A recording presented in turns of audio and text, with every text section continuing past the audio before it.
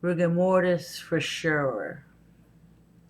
Death is at my side window, a shadow of a woodpecker tapping at the side of my window pane.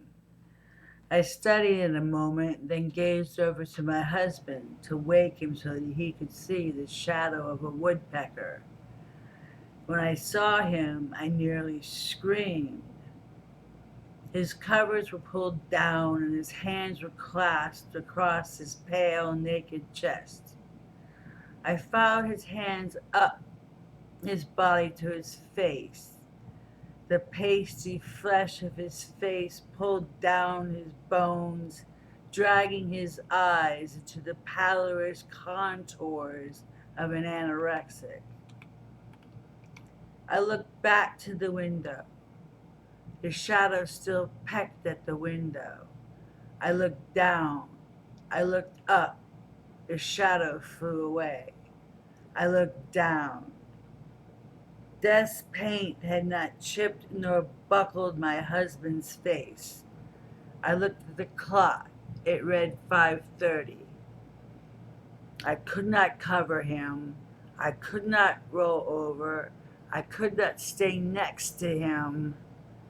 I left to make coffee. What did this all mean? Nothing.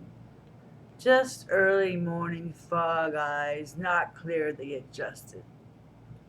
Brain not functioning yet, still dreaming, I suppose. I poured 2 cups, carried them to our room.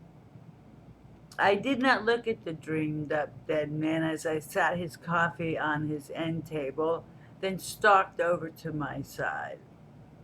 I sat down and slipped between the sheets and reached over for my coffee. I took a sip. Too hot. I sat it back down. I lit a cigarette. The ashtray. Shit. It was on his side. Normally I would just reach across him. I still hadn't looked at him since the woodpecker incident. I got up, went to the living room. Ashtray in hand, I came back, paranoia firmly rooted. The cigarette was gone, the coffee was gone, only me and my dead husband. Had I known he was dead, I got brave. I looked at him real fast. He didn't move.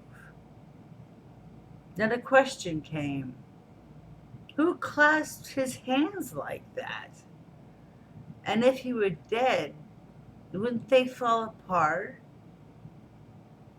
No, not if rigor mortis had set in.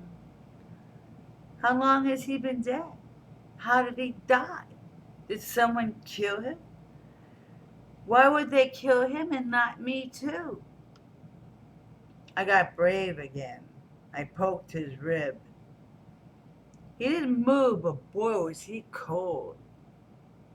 I pulled the blankets up to his chin. He didn't stir. I got even braver and pushed his head. It didn't move. Rigor mortis, for sure. I got out of bed, went over to his side, and brought his coffee back to bed with me. I lit another cigarette. I heard rustling around outside the bedroom. I looked at the clock. It read 6 a.m. Time for everybody to get ready for school and work. What should I tell the children? Act ignorant for now. I left the room, bringing his coffee and my cigarette with me. I said my good mornings. Finally, everyone was dressed, fed, and grabbing lunch bags. My daughter asked me where Daddy was. I lied and told her that he left early. What do you mean? She wanted to know as she was facing me and could see the back of the house, and I was facing her and could see through the picture window. She told me to turn around. I did. There was my dead husband standing there, dressed, and ready to go for work. I poured him a cup of coffee.